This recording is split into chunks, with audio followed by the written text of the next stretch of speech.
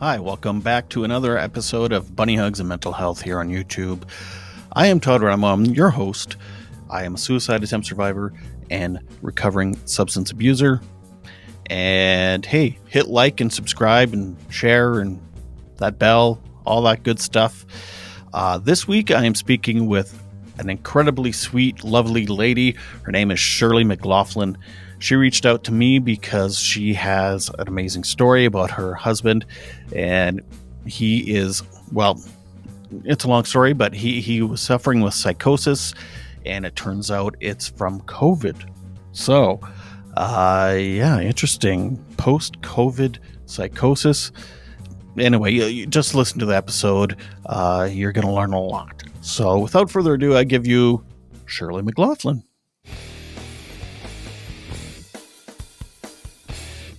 I've gone through this whole story about my husband so many times. I used to cry a lot when I told the story, but I've told it so many times in the last year and a half trying to find help. So I just kind of go through it now. So, one thing you should know about my husband is he's worked at the same job for 33 years before this happened.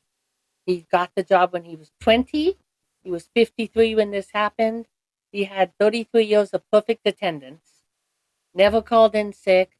Never left early. Never showed up late. The only time he took off was vacation that he put in 2 weeks' notice, at least. Never got sick. He said it was because he ate a lot of mud when he was a kid. So he had a really high immune system. Part of me thinks that maybe I hear about immune storms or something like that, where your immune system overreacts to something that's in your body, and it ends up attacking healthy cells and healthy tissues because it kind of overreacts. It goes crazy trying to get it. And so I wonder sometimes if his immune system was so strong that it attacked some healthy tissue. But it's difficult to prove. So anyway, in September he got COVID. The only reason he tested is because his son had COVID. He didn't have any symptoms. He just didn't want anybody to get sick because of him. So he took a test. It was positive. I was in Vegas with my sisters and my mom at the time, and I was going to be going straight from Vegas to a conference in Tacoma for work. And so I was going to be gone 10 days total. When I left, he didn't have COVID. And when I got back, he was already through it and better. So I don't know if there was something different about the strain that he got because I wasn't near him, so I didn't get it. Or if it's just him. So anyway, he got COVID. He called in, said he was taking 5 days off just so nobody else would get sick because he's always thinking about other people. And the day after he tested positive, he felt like he had a cold, which he's not used to. He doesn't get sick, but he described it as like he had a cold for about 12 hours, and then that went away. And the rest of the 5 days, he was fine. So he was kind of frustrated that he couldn't go to work because he was fine. But he ended up going to work. Exactly 2 weeks later, he usually comes upstairs at about 6:30. He sleeps in the basement because it's cold and dark. He was working graveyard. I should say that part. And he usually comes upstairs at about 6:30, and he eats something, and then he leaves at about 9:30. So he came up the stairs, and right at the top of the stairs, he stopped and he said, "Everybody's going to hate me. Everybody's going to hate me. Everybody's going to hate me." And he was shaking. He was trembling. His heart was racing. He gave me a big hug, really tight. And we were just standing at the top of the stairs for 10 minutes while he kept saying, everybody's going to hate me. Everybody's going to hate me. Everybody's going to hate me. You also need to know, back up a tiny bit, this man, not only is he the most selfless person on the planet, and the sweetest person on the planet, as far as I'm concerned. He's also the calmest, very zen, very laid back, very opposite of me. You know, the yin yang thing. I think that's true because I'm uphill and he was always downhill. Silver lining, positive attitude, always saying everything's going to be okay. Everything's going to be great. Don't worry. It doesn't do any good to worry. Why are you worried? Everything's going to be fine. All of that. So my family calls him the baby whisperer, like the horse whisperer, but babies. And the reason is because he has such a calming vibe. He can get any baby to stop crying instantly, even when their mom or dad can't get them to stop crying. Every baby in the family, when we go to a family event and the baby's crying and the mom's trying to calm the baby down, they say, "Oh, give him to Dwayne. He'll calm him down." I do the exact opposite. You do? Yeah, I can make any baby cry. Oh. You make them cry instead? Yeah. I can. That's just the way he is. He's just zen, calm. So all of a sudden he's shaking and his heart is beating fast and he's saying, everybody's going to hate me. Everybody's going to hate me. Everybody's going to hate me, and squeezing me really tight. So, you know, last I knew everything was fine. He was his normal self. So this was like a switch that went off all of a sudden. So of course I was freaked out. Like, what is going on? And I kept saying, why is everybody going to hate you? What's going on? After about 10 minutes, I got him to come sit down on the couch. And he said, I'm having a heart attack. I'm going to die. It's all my fault. And he said his heart had been racing on and off for the last 2 weeks, which at that time I didn't connect. But this was exactly 2 weeks after he had COVID. This was October 4th. But I didn't connect it at that time. But he said his heart's been going on, racing on and off for 2 weeks. He didn't tell anybody. He didn't want to worry anybody. And now he's going to die. And it's his fault and everybody's going to hate him. So I got him to call in sick, which was very difficult because he had just taken 5 days off 2 weeks before that. And he was not used to calling in sick. And I took him to the emergency room. They checked him. They did the D-dimer test where they checked for blood clots. They checked his heart. They did an EKG, all of the stuff. They said he was fine. He wasn't having a heart attack. He didn't have a blood clot. So he went from being worried that he was going to die to saying, oh, now we're going to get a $50,000 hospital bill and we're not going to be able to pay it. Just switched his concern, just flipped to that. So then I had to convince him that we're not going to get a $50,000 hospital bill. We both have very good insurance. It's not going to happen. So the next day he seemed normal, kind of, a little bit more anxious than usual, but he went to work. In hindsight, I should not have let him go to work, but he thought I don't know. Sometimes I only saw him for a little bit because sometimes he would sleep right up until he had to leave for work. So, right. He went to work and then he came home in the morning saying that he was going to be fired and that he messed with some part of the machinery. He works at a factory that makes styrofoam.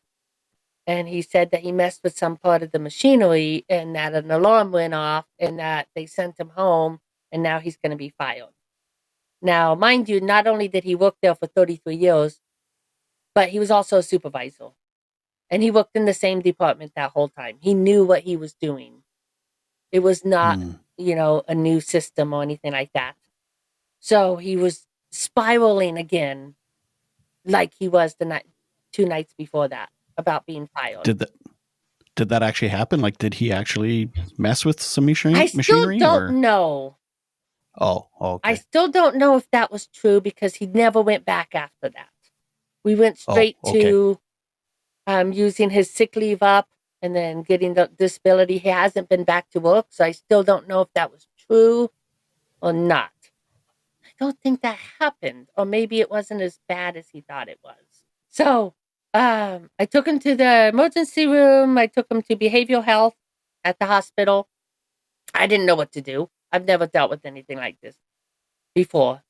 Like, I've had my own mental health struggles, as my daughter has, and several people I know, but not instantly like this, if that makes sense. Mm-hmm. The behavioral health people got him a same-day appointment with his primary care doctor. And I was trying to explain that this was more than just anxiety. It was more than anxiety. I could tell that it was more than just anxiety. And it was more than a panic attack. Unfortunately, his doctor treated it as just like, oh, he's just got anxiety. So he put him on Abilify, which is the anti-anxiety. Then later that night, he was going on and on and on again about his organs were shutting down. He has diabetes. He didn't tell anybody. It's his fault. Now all of his organs are shutting down, and now he's going to die. And he's not just saying this, he's saying it in a way like, this is the truth. This is fact. It was different than just saying it. Like, even the look on his face is different. The look in his eyes are different. It's like a different person all of a sudden. So, right. He was taking the Abilify for a couple of weeks. It wasn't doing any good. His doctor just raised the dose and then raised the dose again and kept saying, give it a couple more weeks, give it a couple more weeks. And then all of a sudden he did this thing that I have since learned was actually a psychological emergency. He had a Fitbit and he was pacing so much around and around and around, just inside of the house in circles, that according to his Fitbit, he did 60,000 steps, which is 30 miles, according to Fitbit, in like a 6 to 8 hour period. Just going in circles in the living room, basically. 60,000 steps. So apparently that's something, I don't remember the name of it, but something where like you're trying to get out of your skin. I wish I remembered the name of it, but he was trying to basically get out of his skin, is the way the psychiatrist described it. And he said, unfortunately, if I had taken him to the emergency room at that moment, the emergency room wouldn't have seen it as an emergency. But a psychiatrist would have seen it as an emergency. It was a psychological emergency. But the emergency room would have just given him like something to calm him down and sent me home. This is all in the first couple of months from September leading up to Thanksgiving. During that time, he would go through periods where about 2 weeks he would eat everything in sight, constantly hungry, snacking on everything he could find, and then going on and on about how he's getting fat. And then he would go about 2 weeks where I couldn't get him to eat or drink anything. And he would say that there's no room, and he kept pointing at his diaphragm and his upper stomach and saying, there's no room. There's no room. There's no room for anything. I couldn't even get him to drink a sip because he kept saying that. It was almost impossible to take his medication. The only reason he does is because he trusts me so much that he will do whatever I say when it comes to trying to help him, which is good. Every appointment I've taken him to, every medication I've told him he needs to take, he goes. He doesn't fight me. Even though he might say this isn't going to do any good, he still goes. He just does it because he trusts me, which honestly is a lot on my shoulders. So he trusts me explicitly and he does whatever I ask him to do, but it's a lot on me. But I'm just doing the best I can because I just want him to get better. He would do that for me. So that's what counts. He never lost his sense of humor, though.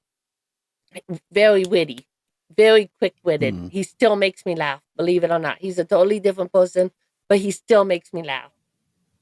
He's still selfless. He still cares about everybody else, and he still makes me laugh. So I'm thankful for that. I don't know how he does it. He's just quick wit. And some of us are just born with it. Yeah, some of us, you're lucky. So anyway, at Thanksgiving time, he wouldn't eat anything. I was still trying to figure out what was going on.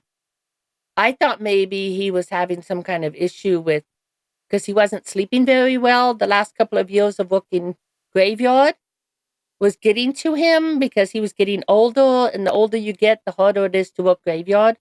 So he was having difficulty sleeping. So I kept thinking, if he takes enough time off and gets enough sleep and gets his body switched over, he'll start feeling better. And then maybe we can say he can't work graveyard anymore. If you want this man back that's been with her for 33 years and is a supervisor and knows what he's doing, you're going to have to put him on days. That's what I thought was going to happen. That's the first couple of months. That's what I thought was going to happen. He was just going to get caught up on sleep and be okay. So I went to my sister's house for Thanksgiving. He wouldn't eat. She saw the way he was acting. She's known him for 7 years also. She saw how he was acting nervous and anxious, and he wouldn't eat. So on my way home, which is about 2 hours from her house, my phone's blowing up the whole way, like text and text and text and text. And I'm like, why is Bobby texting me? I can't read it. I'm driving. Which he's also afraid to drive all of a sudden. So he hasn't driven in a year and a half either. He doesn't know why. He's just afraid to drive, which is frustrating to him. She sent me articles about post-COVID psychosis, which at that time I had never heard of. There are several articles they're peer-reviewed, scholarly articles. Some of them are for the National Institute of Health, the University of Washington Medical School, Mayo Clinic, things like that. There's a doctor in New York we might have to fly to New York at some point. Always wanted to go. I could see, cats or something while I'm there. Lion King or something. Anyway, legit research has been done on this, and yes, legit articles and legit hospitals are looking into it and stuff. So yes, yeah. And there's a lot of post-COVID clinics opened up. Unfortunately, most of them have ran out of money and closed because the COVID money is not flying in from the government anymore. The government has moved on. They've moved on to other things. I won't say what. They don't have money for COVID anymore. So a lot of them have closed down. There is research going on. A message to Wendy Zuckerman at Science Forces at one point. She replied back and said that this kind of thing has happened with every flu virus that we've had. H1N1, the bird flu, the Spanish flu, all of them has caused some kind of psychosis. But with COVID, it's more people than those ones. So more people are getting it, but not enough people for enough people to know about it. For enough people to have heard about it, but still more people than the other flu viruses. So it turns out it's actually a flu, post-flu virus psychosis, even though it's caused by this strain of COVID. Like I said, I don't know if it's the strain or just his body, his immune system. Or just a virus in general. Maybe all strains of COVID could potentially have done it. It's just... Yeah. So I was looking at an article earlier that I'm excited about because one of the doctors at the post-COVID clinic, it's called neurological, I don't know how to pronounce it, SEQUUELAE of COVID-19. Sequelae or something like that. I don't know how to pronounce it. Sure. But apparently it's usually contracted from insect bites. So I'm wondering if it's related to Lyme disease. Because Lyme disease could cause a lot of neurological effects also. But she studies that. I don't know if that's the doctor he's going to be working with, but I was looking at articles earlier today on that also, and it talks about COVID causing it. There's one case where a lady, I think she was in her 30s, never had any mental health issues prior. She had COVID, but she was not in the ICU or anything like that. And she drives up to a drive-through window at a fast food restaurant, and she hands her kids, she has 3 little kids with her, and she starts handing them through the window at the fast food restaurant, saying, somebody's behind me, they're going to kidnap my kids. Call 911, somebody's going to kidnap my kids, you need to protect them. There was nobody behind her. And she was handing her kids through the window. So there's a lot of stories like that. There doesn't seem to be any differentiation, or anyway, I can't say that word, between people that didn't have any symptoms and people that were in the ICU on breathing machines. Doesn't seem to be any difference on who gets this psychosis. People that had the vaccine, people that didn't have the vaccine, it doesn't seem to make any difference. Most of them, though, happen, from what I've researched, within 1 to 3 weeks of having COVID. And this was exactly 2 weeks. And most of them are people that did not have previous mental health issues. What I've also learned is the first 6 months, I guess a lot of the treatment is high-dose antipsychotics. And the first 6 months, either people get better and go back to work and everything's normal and they're back to their normal selves, or they continue on with the same type of COVID psychosis, or it turns into schizophrenia, OCD, ADHD. So I'm skipping ahead a little bit, but at this point, he's been diagnosed now, as of last September, as COVID-induced atypical schizophrenia. And schizoaffective. Because of COVID. Because of COVID, like, was he first diagnosed with the COVID psychosis and then it graduated into the post-COVID schizophrenia? So I'll back up a little bit. So I went to several doctors after I got these articles. Because before that, I thought it was just anxiety. So we were going with what his primary care doctor was giving him, even though I didn't feel like it was helping. But once I got that article, I had a focus, a path, instead of, because I knew in my heart and my mind that it wasn't just anxiety. Mm-hmm. So that helped a lot, my sister finding those. I wouldn't have even connected it. And I think there might be a lot of people out there that are in the same boat, that are not connecting the two. So I took him to several psychiatrists, not psychiatrists, I'm sorry. I couldn't get in with a psychiatrist until March of 23. It took a long time.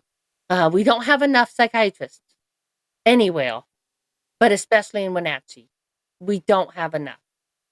So it takes a long time to get into one. So in the meantime, you're seeing social workers and counselors and psychologists, nurse practitioners, and things like that. Oh, gotcha. And nothing against them. A lot of times they know just as much, if not more, than the doctors, especially nurses. No, I don't really blame them because they didn't know either. But they were saying things like, we had one counselor took him to, and I said that before this started, he was having trouble sleeping. And so at first I thought it was connected to that. So she immediately, within 5 minutes of being in her office, said that he had bipolar 2. Within 5 minutes of talking to her, just from that one symptom. And I said, no, he wasn't sleeping because he was working graveyard. And he was getting older. It was harder for him to sleep during the day. And she said, well, you said he's not sleeping. That's what bipolar 2 people do. They don't sleep for a long time, and then they sleep, and then they don't sleep. And I said, no. And I was trying to explain to her that he thought he was dying, that he thought he was having a heart attack, that he was not eating, that he was pacing constantly. And I said, no, we're going to go see somebody else.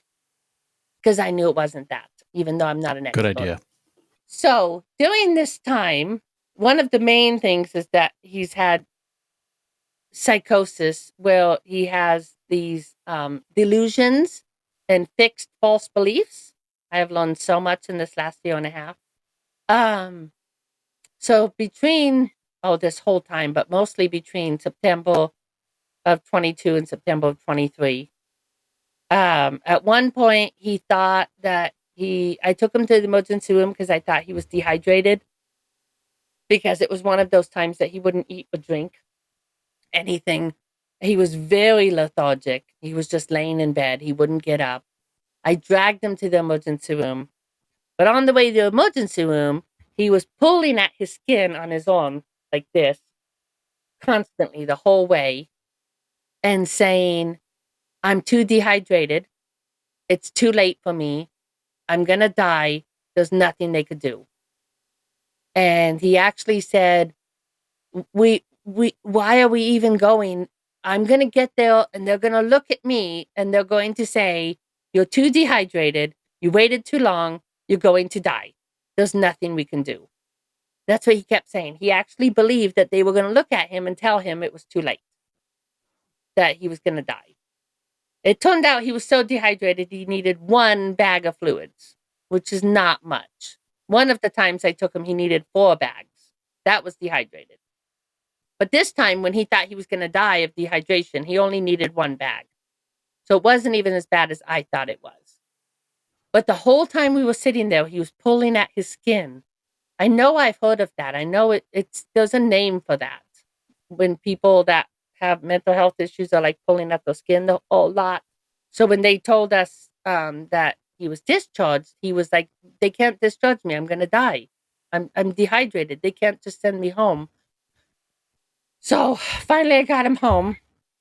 One other time, his dad was in the hospital and he called us at 6:00 in the morning and said that he needed us to bring the batteries to his hearing aid from his house, because when the nurses come in and talk to him, he can't hear them. So we went to his house and we got the batteries and we took it to the hospital. And when we walked in the hospital, we saw the sign that said visiting hours 8 a.m. And at this time it was 6:30. And right away he said, we have to leave. We're going to be arrested. We can't be here. Visiting hours are 8 a.m. And I said, well, we have to take him his batteries. That's not talking about people dropping off things for people. But he wouldn't let it go. The whole way up to that floor, the whole way down the hall, we saw several nurses that said good morning. He was saying, we got to go, we got to go, we got to go. We're not supposed to be here. We're going to get in trouble. We're not supposed to be here. We were in the hospital room with his dad. I was waiting for him to put the batteries in to make sure he got what he needed. He was saying that the whole time, the whole way out the door.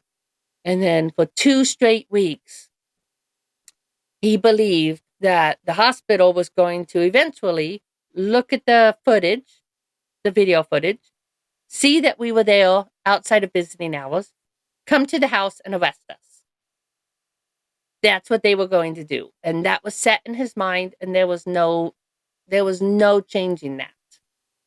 After 2 weeks of saying that, I said, are you still worried about this happening? And he said, no, because if it was going to happen, it would have happened already. So that's when he was able to drop it, is when he realized it would have happened by now. So, he got away with it. That must have felt good for him. Oh yeah. Being like, sticking it to the man. Yes. He's such a rebel too. Oh my goodness. I'm very sarcastic, by the way. He's the opposite. He likes to follow the rules. Anyway, we are yin and yang. Anyway, so there was several weeks in a row where he was walking around the house saying, we're going to be homeless. We're going to be out on the street. We're going to be living under the bridge. And while I was at work, every day while I was at work, he was walking around looking at everything and trying to figure out what we're going to do with all the stuff. Where is his son going to go? Where are the animals going to go? How are we going to get by? He sincerely believed that we were going to be homeless within a month. At that point, The house was not only almost paid off, but he had never been late on the house payment. And the reason it was almost paid off is because he worked a lot of overtime. And every time he worked overtime, when he would get his check, he would take that overtime money and go to the bank and put it on the principal for the house. Every single time. He was putting all of his overtime money on the principal. So it was almost paid off at that point, and he had never been late, and he still believed that they were going to come take it away within a month. Several points in time, he thought that we didn't have enough food, even though I was showing him that he could see the food, but he still was convinced that we didn't have enough food. So we would go to the grocery store, we would get all the stuff that we needed, and then he would stand in the middle of the aisle and say, "This isn't enough. We're going to starve. This isn't enough food. We need more food. What are we going to eat?" So I would end up filling the cart with stuff that we would use, but we didn't necessarily need, just to make him feel like we would have enough food. So a lot of times... Would you get really frustrated with him, or were you like super gentle, be like, "Sweet, like, honey, like," you try to reason with him? So like, that must have been frustrating, though, to try and reason with someone that is not grasping reality. I don't know how I did it.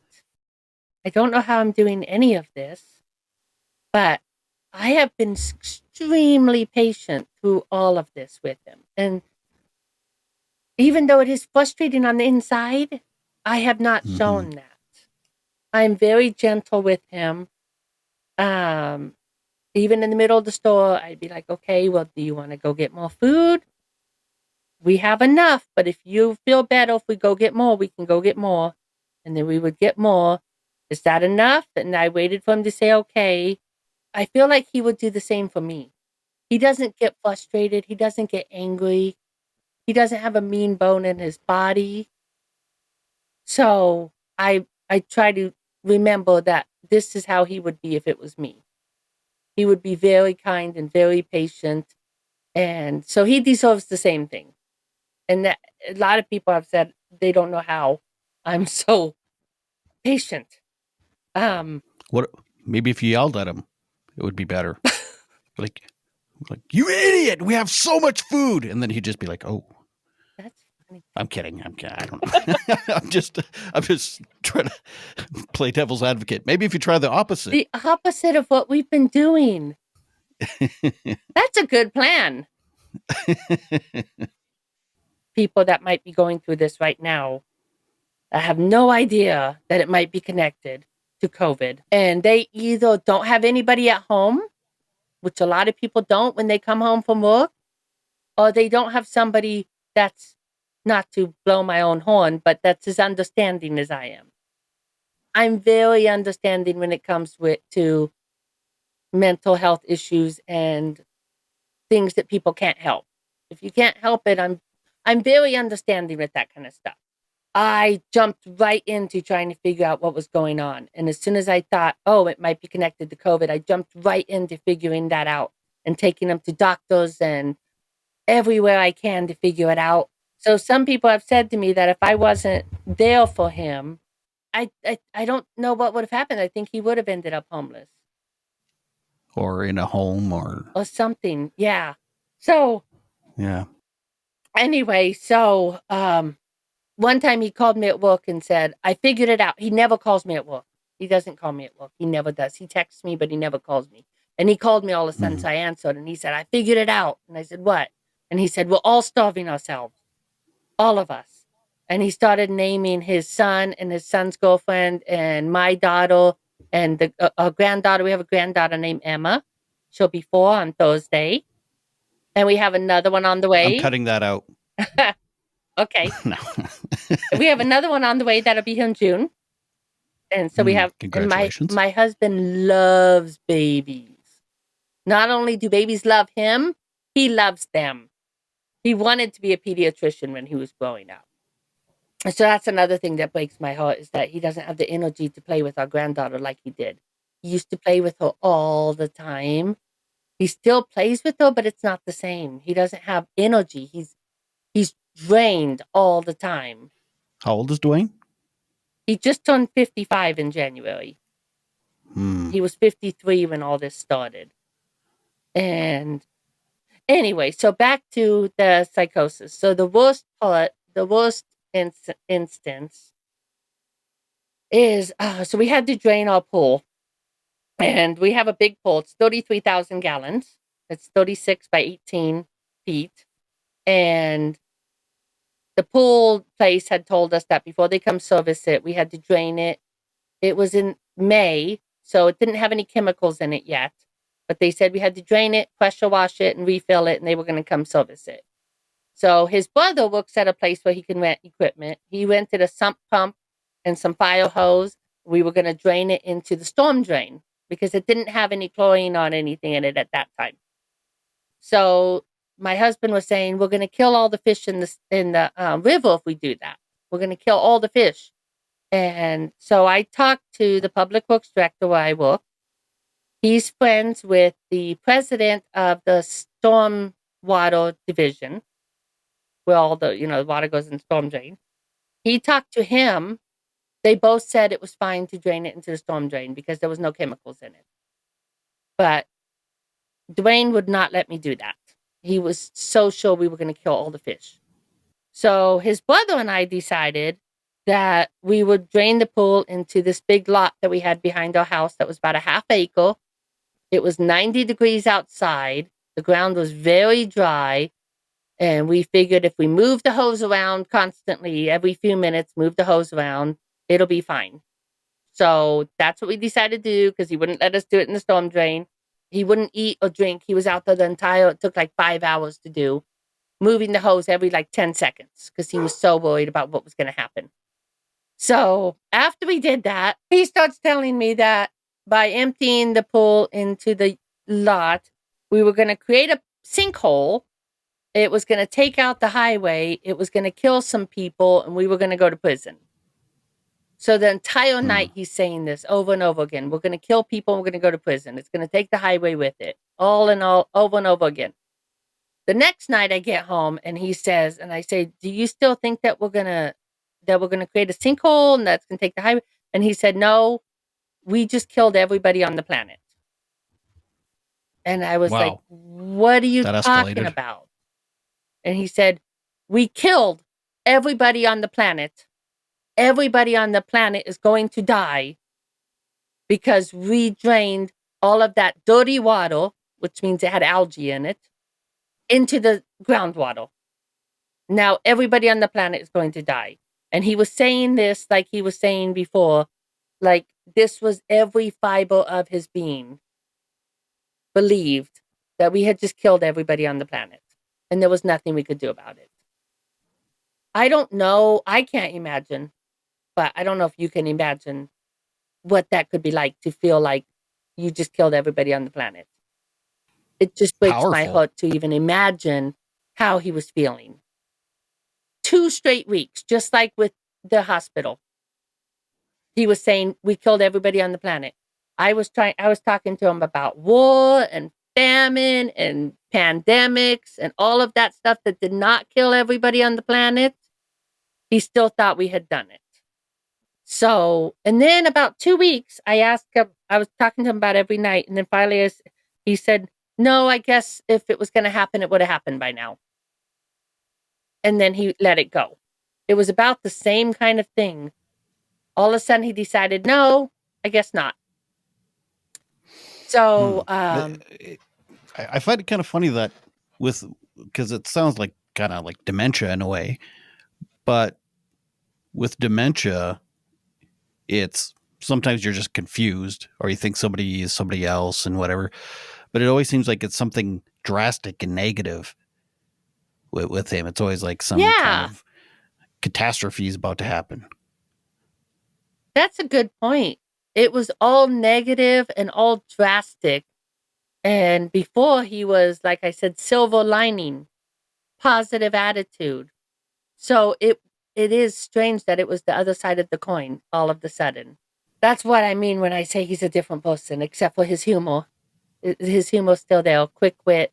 Makes me laugh all the time.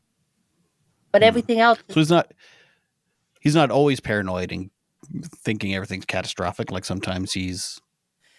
It's hard to maybe tell. kind of zoned out, but he's still witty and Yeah. Yeah. It's kind of hard to tell. I don't always know what's going on in his mind because I feel like he's somebody that doesn't want to worry anybody. So I don't Right. know if there's things going on in his mind that he's not telling me because he doesn't want to worry me. For instance, when we fill out that form, every single time we go to a psychiatrist that says, you have to mark 0 to 4 on these different things. And there's one that thoughts that I would be better off dead. He always marks 0 on that. Or thoughts of killing myself. He always says 0. But I don't know that if he actually felt like that he would not mark 0 anyway to not scare me. Right. So I worry about that when I leave him alone. But no matter how many times I ask him, he says, no, I'm not that kind of person. I would never do that. But I don't know that he would say that he would. Right. But he would tell you that he thinks you guys killed everybody. So maybe he would tell you that. Maybe. It's hard to say. I mean, I don't think, sounds like he's just, it's unpredictable what he's thinking. Yeah. So he says more to me than he does to anybody else. He tells me everything that I know of. You're right. If he was holding stuff back so that he doesn't worry me, he wouldn't have told me that. That makes me feel better. Thank you. Because sometimes I worry that he's just trying to protect me because he would do that. But when we go to the doctor, he says, oh, I'm fine. So then I have to do all the talking because I say, no, actually, this is the stuff he's been saying. So I have to do all the talking and all the appointments because he tells me everything. And then he clams up when he gets in front of the doctor and doesn't want to say anything. Does he remember thinking about the stuff? Like if you bring it up like now to him, it'd be like, remember when you thought we killed everyone on Earth? Would he be like, no? Or would he be like, yeah, I remember that? Yeah. He has memory issues and he doesn't remember everything that happened over the last year and a half, especially the first 6 months or so when it was really bad. We've seen so many doctors because I'm just trying to figure this out. Mm-hmm. He doesn't always look like he knows what I'm talking about. He looks like he's kind of going along with it, but he doesn't actually remember it. But he believes me. It's like the first time he's hearing it too. Sometimes. Yeah. And sometimes I say, do you remember doing this? And he says, well, yeah, I guess you said I did that, so I guess so. But that's not the same as remembering. He's always in his head when we like try to go to a hockey game or a concert or something. You can tell he's in his head the whole time. He's not paying attention to what's going on. He's just in his head a lot. And when I say, what are you thinking about? He goes, ah, like that. And I say, well, what's that mean? He says, everything at once, everything. I'm thinking about like money and how we're going to get by and all this. But he always goes, when I ask him, like, because I think his mind is going like this. And I think that's the problem. His mind is just spinning about everything that's going to happen that he can't control. But the sex is great. I'm sorry, what? I said, but the sex is still great. Oh my goodness. I'll cut that out. Oh my goodness. So has he had any kind of treatment then? So other than meds? Yeah, they tried all different kinds of meds. One of the medications gave him twitches in his lips. I don't remember what it's called. And they said if he didn't stop taking it, it would be permanent. That was haloperidol. He took Seroquel, and that gave him orthostatic hypotension, which is where your blood pressure drops dramatically when you stand up. He broke his nose and his pinky during that time. Wait, was he picking his nose with his pinky? No, 2 different times. Oh, I see. Oh my goodness. No. I use my pinky sometimes. We got tiny nostrils. It's thinner. It gets up there further. Anyway, treatments. No, he fell and broke his pinky, and then he was in the hospital, and then they figured out it was the Seroquel. He fell flat on his face at the doctor's office and hit his nose on the desk and broke his nose. He's had a terrible terrible time. So then they tried TMS, which is transcranial magnetic stimulation. You go every day for 17 minutes for 6 weeks. After about 2 weeks, they decided it wasn't helping. It was actually making him more paranoid in some ways, more anxious. So the doctor said that he thought he should try ECT, which is electroconvulsive therapy. And It's the like electric closest shock place, therapy. huh? For those that don't know, it's like electric shock therapy. Yeah, they used to call it shock therapy. And they don't call it that anymore because it gave it a bad connotation. People think about the movies like One Flew Over a Cuckoo's Nest, and they say, no, I'm not getting that. But it's not like that. It's different. And people don't know they still do it. They say, oh my goodness, they still do that? Yes, and it's still very effective. And we went to the Swedish hospital in Seattle, which is part of University of Washington, to do it. It was 3 times a week for 6 weeks. And Seattle's about 2.5 hours away. So I took PFML. You in Canada probably don't know what that is, but it's paid family medical leave. You can get up to 12 weeks to take care of somebody that has an injury or an illness. And they pay you like 80% of your pay, so you don't get paid the whole amount, but it was enough. So I took him to ECT 3 times a week and for 6 weeks, and then 2 times a week, and then 1 time a week. And then they said it wasn't helping anymore. He had plateaued. Everything it was going to help with, it had done.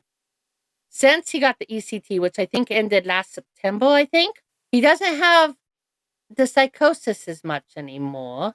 He still has some fixed false beliefs. Like he says that he never sleeps. He says that he hasn't slept in 1.5 years at all. Not a wink, even though I've seen him sleep. I've heard him sleeping. He does not sleep. However, if you press him on it, he will say, I know it's not possible. I know it's not possible for somebody to not sleep for over 1 year. But I don't sleep. And he gets kind of frustrated when people don't believe him. So I feel bad when I say that because I don't want him to think I don't believe him. But he also knows that it's not possible.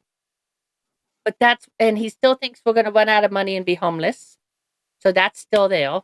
But he doesn't have the things like we killed everybody on the planet. We're going to get arrested. Everybody's starving. He's dying. Those kinds of things have gone away as far as I know. Like I was saying before, I don't know if he would tell me because he wouldn't want to worry me. But as far as I can tell, most of the psychosis has gone away. However, as of September is when his doctor changed his diagnosis from post-COVID psychosis to COVID-induced atypical schizophrenia. Because he still has the fixed false beliefs. But no, like voices or hallucinations or nothing like that. It's not. Yeah, that's why it's atypical. Because there's no visual audio hallucinations. And so the doctor said that about 6 months after people have COVID psychosis, they either get better or it's been turning into OCD, ADHD, schizophrenia, things like that. And then he also called it schizoaffective disorder too. So he says that he can't look. The psychiatrist he's seen that we've been seeing since March of 23, he's the only one that has believed us that this was related to COVID and that it wasn't just anxiety. He doesn't want him to drive. He says he can't work. He can't be in charge of anything. He can't be left alone being in charge of anything. He can't be in charge of other people. The doctor doesn't even want him to babysit the grandkids alone. What we're running into now is he used up all his sick leave. Then he used up the short-term disability that he has been paying into the entire time he worked at this plant. And then we were on long-term disability. And the stipulation with that is that they would continue to pay him under long-term disability through this company, through his work, as long as we followed the procedures to get Social Security disability. Once we get Social Security disability, they said the Social Security disability will pay him back to October 2022. We have to pay them back what they gave us. and then they will stop paying us and we will start getting Social Security. And they said, as long as we follow the steps and do all the paperwork and appeal if we're denied, they will keep paying. So we applied for Social Security disability. We got denied, which I have heard they always do. They always deny you one time, and then you have to appeal. Supposedly that is to weed out people that don't need it. They're hoping the people that don't really need it will give up and go back to work. What happens is the exact opposite. The people that don't need it are the ones that are fighting for it because they don't want to go to work. The people that don't know that they can appeal are left out and they give up. Someday I hope that changes. So they denied us. I was expecting that. I appealed. Right now it's just under reconsideration. I have no idea what step they're on or what moment they're going to decide. When I log on, it just says reconsideration, appeal received. It's been a while. Yeah. So meanwhile, in February, the 1st of February, they all of a sudden, the company that he gets the disability through sends us a letter and says, this is the final payment. We don't believe that you're disabled anymore. We believe that you could go back to work and we're not going to pay you anymore. Even though you have all the paperwork from the doctor, even though you're following the steps like they said, if you get denied, appeal it. Even though all that, even though he's been paying into it for 30 some years and he's never been sick for 30 some years, they are just saying no. And they didn't say that that was a possibility. They never said that they might decide that. They said, as long as you follow what you're supposed to do with Social Security, and as long as you pay us back when you get Social Security disability, we will keep paying it. That's what they said. And they know we got denied. They know we appealed. They know that the appeal is in reconsideration. And apparently they have 2 blocks of time, which I have found out. They have a block of time that they say you're not able to go back to your previous employment, your previous occupation. And if they believe you're not able to go back to your previous occupation, they keep paying you. Then there's a certain time period, which they never told us about. It says it in the letter that says they're going to stop paying us, that he's entered into this new time period where they say, can he go back to any job? And when they get into that period of time and they decide he can actually go back to a job, that's when they stop paying. They never told us that that might happen. And we've been sending them notes. His psychiatrist says he can't work. We've sent that information. We've sent all of the doctor's notes from all of the doctors he's seen, the ECT doctors, everybody. And they suddenly decided that they're not going to pay anymore. So that has sent him back into a spiral of anxiety that's even worse now since February. Because you hire a lawyer? So, yeah, that's what I'm going to look into next. First, he has an appointment with the psychiatrist on Tuesday, and I'm going to take the denial letter, and his psychiatrist said that he will write a letter for us to appeal. So what we're going to do is we're going to send the letter to appeal, and I don't know if I'm going to wait a little bit and see what happens with that, or if I'm just going to jump right into, because if we get an attorney, I know 80% or 75% is better than nothing, but they're going to take 20 to 25%. Yeah, right. And I know it's better than nothing, but it's just not right. Yeah, yeah. So now insurance companies and lawyers are making money while you guys are sitting at home sick, entitled to disability and not getting it. So now the first time in his life, he's worked full time since he was 16. He has no income. And so now he was before saying, I'm a loser, I'm a zero, I'm worthless, I'm useless, I'm lazy, constantly putting himself down. Now it's even worse because now he doesn't have any money coming in. It's only my income. My income's enough, but he doesn't believe it's enough. And the only reason it's enough is because he hasn't built up a lot of debt. He's been very careful with his money. He's been very responsible. He doesn't have any credit card debt or car payment or anything like that. That's why we're going to be okay. But he still thinks that this is all his fault and that he is worthless. Mm-hmm. So, But I mean, yeah, you might be okay, but also like if you're entitled to it and he's been paying into it for years, yeah, it'd be nice to get that because in a way he did earn it. I mean, he earned all that. and I'm not sure if that's he could get unemployment or not at this point. He's never been on unemployment his entire life, and he's paid into that also. So that's another right. option. I'm hoping somebody will hear this and will reach out. A doctor, maybe. People going through the same thing that has found something that works. In the Yeah. meantime, I don't know. I don't know that his meds are really helping either.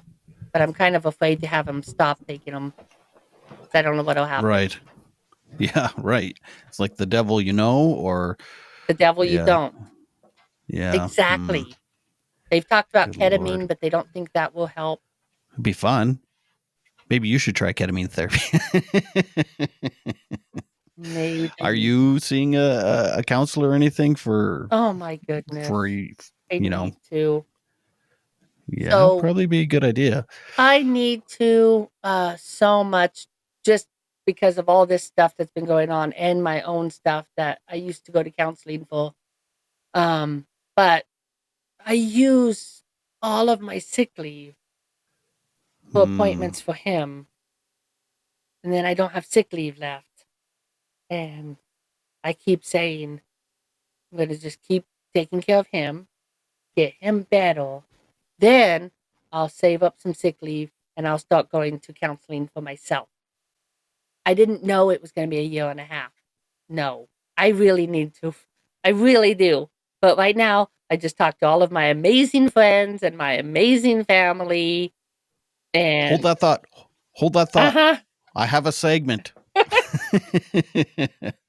It's that time again for that Some Bunny Specialist segment where we chat about who cooperated in your mental health and I screwed it up. Your mental health journey and helped fill your emotional tank.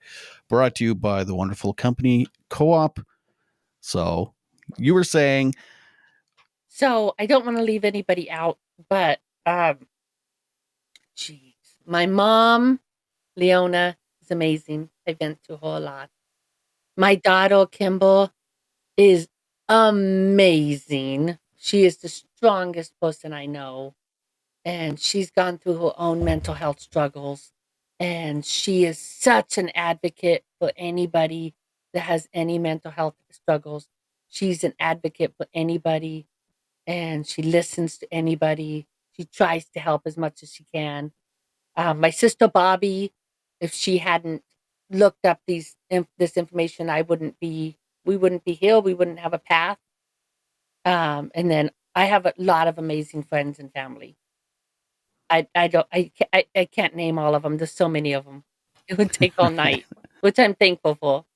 Nice. So it sounds like you guys have a good support system. So that's at least good. Like you said, not everybody has a support system, and to try and go through this alone or with, people that aren't very supportive, that'd be pretty hard. I have a ton of people in my corner. I have a lot of friends, and I talk to them all the time. Was there anything you wanted to add that we didn't talk about? I'm not sure. If I say anything about how amazing you are and how thankful I am that'll for be cut you, anyway. So. You're just going to cut it out. Be sure to subscribe and to like this video. You can listen on Apple Podcast and Spotify. This is Todd Rennebaum saying, make your beds and take your meds. Keep watching for more interviews with incredible people telling their stories of resilience and adversity with mental health and mental illness.